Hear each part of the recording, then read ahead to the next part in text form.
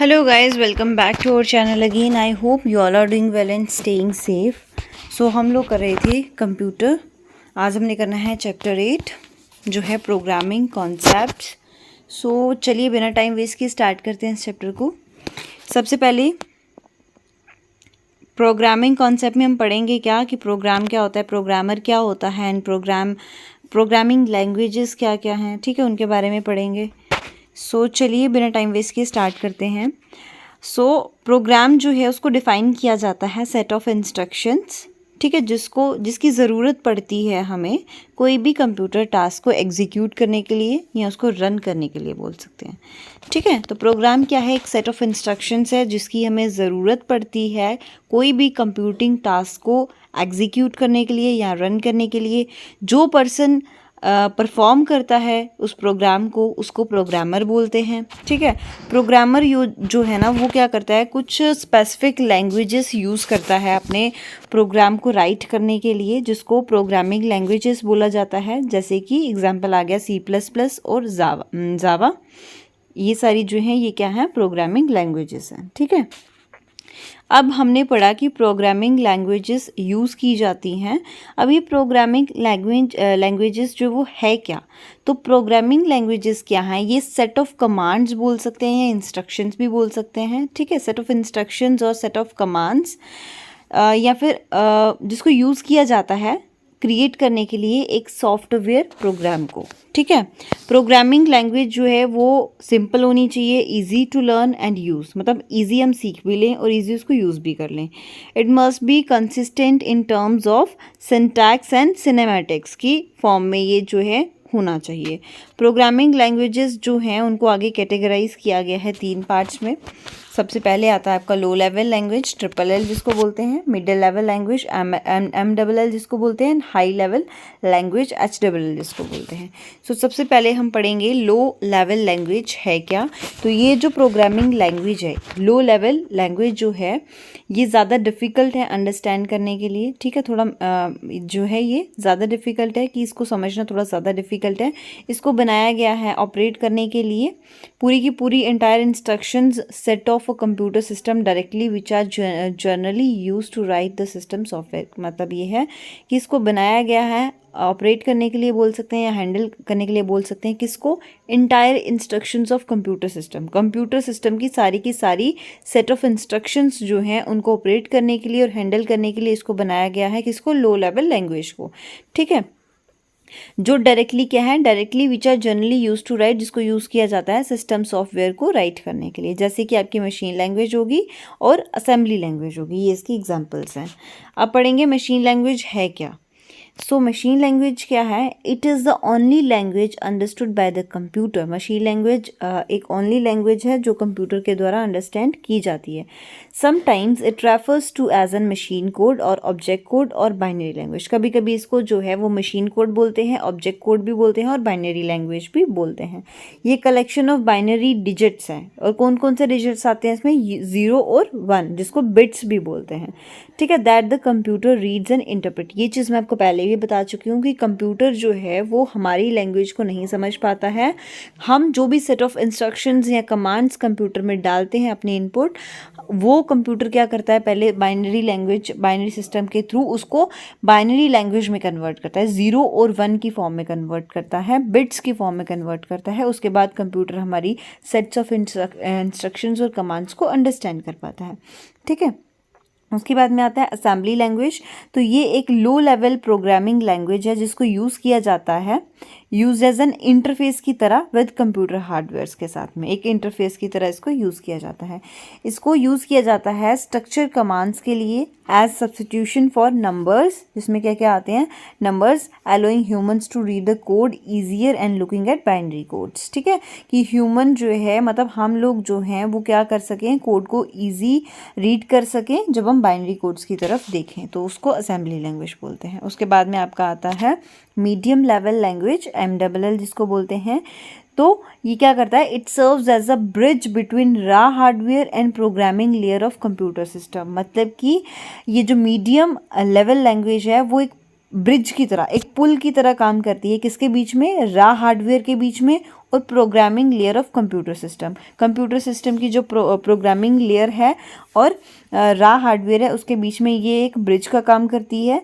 इसको डिज़ाइन किया गया है इम्प्रूव करने के लिए, किसको, ट्रांसलेटेड कोड को, before it is executed by the processor, जब तक उससे पहले कि वो प्रोसेसर के द्वारा रन कराया जाए, एग्जीक्यूट कराया जाए, उससे पहले इसको क्या किया जाए, इसको इम्प्रूव किया जाए, ट्रांसलेटेड कोड।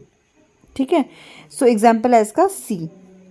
उसके बाद में आपका आता है हाई लेवल लैंग्वेज, HLL जिसको बोलते हैं। सो ये एक एडवांस कंप्यूटर प्रोग्रामिंग लैंग्वेज है that is not limited to one computer, जो कि सिर्फ एक कंप्यूटर तक नहीं है। Design for a specific job के लिए ये डिज़ाइन किया गया है एंड ईजियर टू अंडरस्टैंड है। ठीक है, इसको अंडरस्टैंड करना बहुत ईजी है। मेन एडवांटेज क्या है हाई लेवल लैंग्वेज का ओवर लो लेवल लैंग्वेज तक का, is that they are easier to read. Low level language जो है वो ईजी नहीं है रीड करना, वो बहुत ज़्यादा डिफ़िकल्ट है अंडरस्टैंड करना, लेकिन हाई लेवल लैंग्वेज जो है ये बहुत ज़्यादा ईजी है अंडरस्टैंड करना। ठीक है, अंडरस्टैंड करना भी, राइट करना भी और रीड करना भी। एग्जाम्पल आ गया इसका बेसिक, सी और फॉर्ट्रैन, जावा, पास्कल एट्सेट्रा। सो उसके बाद में आपका नेक्स्ट आता है some high level language and their application areas. So पढ़ेंगे हम कौन कौन सी हैं लैंग्वेज में। जैसे आपका आता है फॉर्ट्रैन, FORTRAN, फॉर्मूला ट्रांसलेशन, 1957 इसका ईयर, मतलब जब ये आया। और उसके बाद में डेवलपर है इसका team of programmers at IBM। Application area है इसका कैलकुलेशन और नेचर है कंपाइल। वैसे ही आप सारा टेबल यहाँ पर रीड कर सकते हो। मैं स्क्रॉल कर देती हूँ एक बार और या आप स्क्रीनशॉट ले लो और उसका रीड कर लो। ठीक है, जैसे आपका मेन जो है याद करने का बेसिक, बिगिनर्स। ठीक है, आप जो बिगिनर्स होते हैं वो सबसे पहले बेसिक करेंगे, फिर उसका C आ गया, C++ आ गया। तो ये आपको अच्छे से लर्न करना है, अच्छे से देखना है, इसको समझना है। उसके बाद में ये कुछ टर्म्स हैं related to programming, program documentation के। तो ये एक प्रकार का डॉक्यूमेंटेशन है जिसमें दैट गिव्स जो क्या देता है, कॉम्प्रिहेंसिव प्रोसीजरल डिस्क्रिप्शन देता है प्रोग्राम की। इसमें बताया जाता है कि कैसे जो है सॉफ्टवेयर रिटन किया गया, लिखा गया। प्रोग्राम डॉक्यूमेंटेशन डिस्क्राइब करता है एग्जैक्टली प्रोग्राम को, जो भी उसमें मेंशन होता है उसके बारे में, क्या क्या रिक्वायरमेंट्स हैं इनपुट डेटा की, क्या क्या इफेक्ट्स हैं। ठीक है, तो उसमें ये सारी चीज़ें बताई जाती हैं। फिर WPS जो है ये स्टैंड करता है object oriented programming, in which program are consider as a collection of objects, जिसमें प्रोग्राम्स को कंसीडर किया जाता है कि वो क्या है, कलेक्शन ऑफ ऑब्जेक्ट्स है। वहाँ पर ये स्टैंड किया जाता है इसको object oriented programming. Each object is nothing but as an instance of class. उसके बाद में डीबगिंग है, तो ये एक प्रोसेस है लोकेटिंग एंड फिक्सिंग और bypassing bugs in computer program codes. So उसके बाद में आपका आता है language translator. So language translator जो है वो हेल्प किस लिए करता है, लैंग्वेज को ट्रांसलेट करने के लिए। ठीक है, तो इसमें कंप्यूटर में ये हेल्प करता है प्रोग्रामिंग लैंग्वेज को मशीन लैंग्वेज में कन्वर्ट करने के लिए। मान लीजिए हमने ऐसा कुछ लिखा तो क्या होगा, लैंग्वेज कन्वर्टर उसको इस फॉर्म में बनाता है ताकि कंप्यूटर, ये जो है यूज़र इसको रीड कर पा रहा है, इसको राइट कर पा रहा है, लेकिन कंप्यूटर इसको राइट कर पा रहा है और इसी को रीड कर पा रहा है, इसी को अंडरस्टैंड कर पा रहा है। ठीक है, सो इसमें हम पढ़ेंगे translated program is called the object code. Translated program को क्या बोला जाता है, ऑब्जेक्ट कोड बोला जाता है।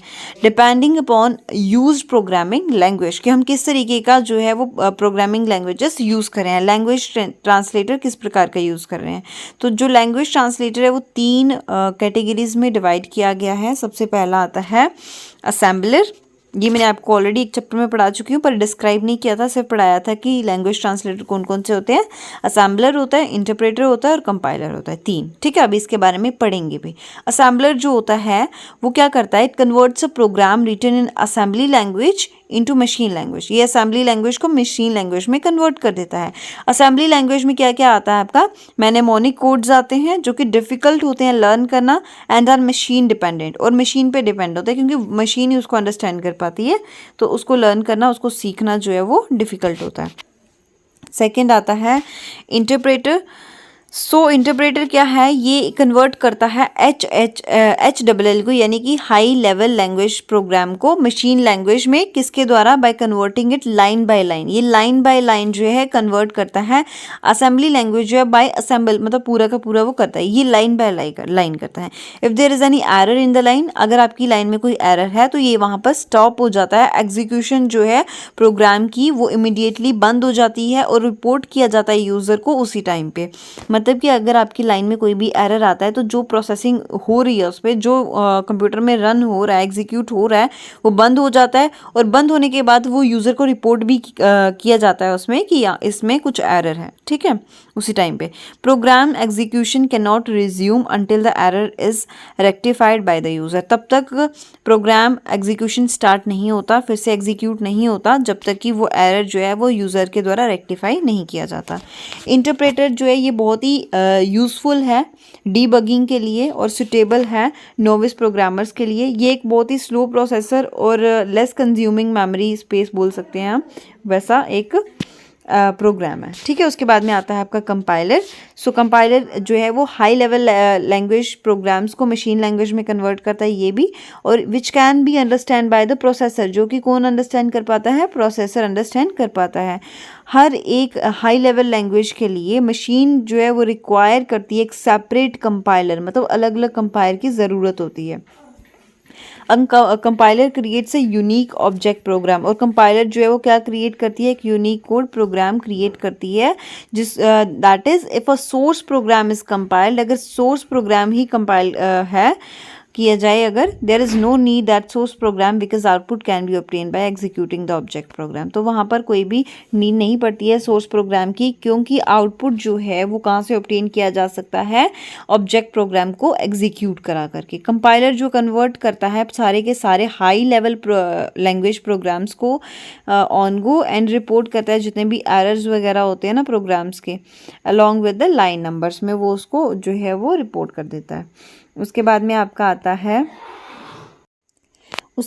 है generation of languages. So concept जो है लैंग्वेज जनरेशन्स का, वो समटाइम उनको लेवल्स बोला जाता है। कभी कभी जो है कंसेप्ट ऑफ लैंग्वेज जनरेशन्स को लेवल भी बोलते हैं। ये क्लोजली किसके कनेक्टेड है, to the advance in technology and brought about computer, ठीक है। टेक्नोलॉजी के हिसाब से ये जो है क्या, उसको एडवांस, मतलब उसमें एडवांसमेंट आ जाती है। 5 कैटेगरीज हैं या 5 जनरेशन्स हैं लैंग्वेज की बताई गई। सबसे पहली द फर्स्ट जनरेशन लैंग्वेज, और जिसको 1GL बोलते हैं, आर क्या है, लो level language like machine language, ठीक है। फर्स्ट जनरेशन आपकी लो लेवल लैंग्वेज या मशीन लैंग्वेज बोल सकते हैं। सेकंड जनरेशन है लैंग्वेजेस की, जिसको 2GLS भी बोलते हैं। इसको लो level language that generally consist of assembly language, जो क्या कंसिस्ट करती है, असेंबली लैंग्वेज कंसिस्ट करती है, लेकिन होती लो लेवल लैंग्वेज ही है। थर्ड जनरेशन लैंग्वेज जो है 3GL, ये हाई लेवल लैंग्वेज है, जैसे कि आपका जावा, ठीक है। उसके बाद में फोर्थ आता है आपका फोर्थ जनरेशन लैंग्वेज, जिसको 4GL बोलेंगे। ये लैंग्वेज कंसिस्ट करती हैं statement of similar to the statement of human language, वैसी ही स्टेटमेंट जैसे कि ह्यूमन लैंग्वेज की स्टेटमेंट होती है। 4GL जो होता है ये कॉमनली यूज़ किस में होता है, डेटाबेस प्रोग्रामिंग में और स्क्रिप्टिंग प्रोग्रामिंग में। उसके बाद में फिफ्थ जो है, फिफ्थ जनरेशन लैंग्वेजेस 5GL जिसको बोलते हैं, ये एक प्रोग्रामिंग लैंग्वेज है, जिसमें क्या क्या कंटेन होता है, विजुअल टूल्स, मतलब जिनको हम देख सकते हैं, which help to develop a program, and a good example of 5GLS in visual basics के लिए ये बहुत ज़्यादा क्या बोल सकते हैं हम, हेल्पफुल है या गुड एग्जाम्पल है। एरर क्या होता है, एरर क्या है, एरर एक प्रोग्राम में उसको बग बोलेंगे। कोई भी एरर होता है किसी प्रोग्राम में, उसको क्या बोला जाता है, बग बोला जाता है। ये एक टर्म है जिसको यूज़ किया जाता है क्या डिस्क्राइब करने के लिए, कि कोई इशू है, कोई अनएक्सपेक्टेडली इशू आ गया है, जिसकी वजह से कंप्यूटर जो है वो प्रॉपर्ली फंक्शन नहीं कर पा रहा है, कोई प्रॉब्लम हो गई, मतलब एरर मतलब कोई इशू या कोई प्रॉब्लम आ गई है। टाइप ऑफ एरर्स क्या कौन कौन से हैं, सबसे पहला जो आता है वो आता है सिंटैक्स एरर, जब when the rules of the programming language are not followed the compiler will show syntax error. जब जो रूल्स होते हैं ना प्रोग्रामिंग लैंग्वेजेस के, वो अच्छी तरीके से फॉलो नहीं किए जा रही हों, तो कंपाइलर शो करता है कि उसमें सिंटैक्स एरर है।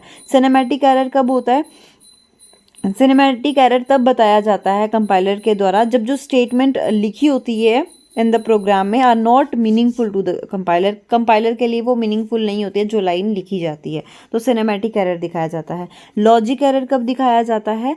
लॉजिक एरर वो एरर है जिसमें क्या होता है, आपका आउटपुट जो है occur in the output of the, logic error आपके आउटपुट में आता है, इनपुट में नहीं होता, ठीक है।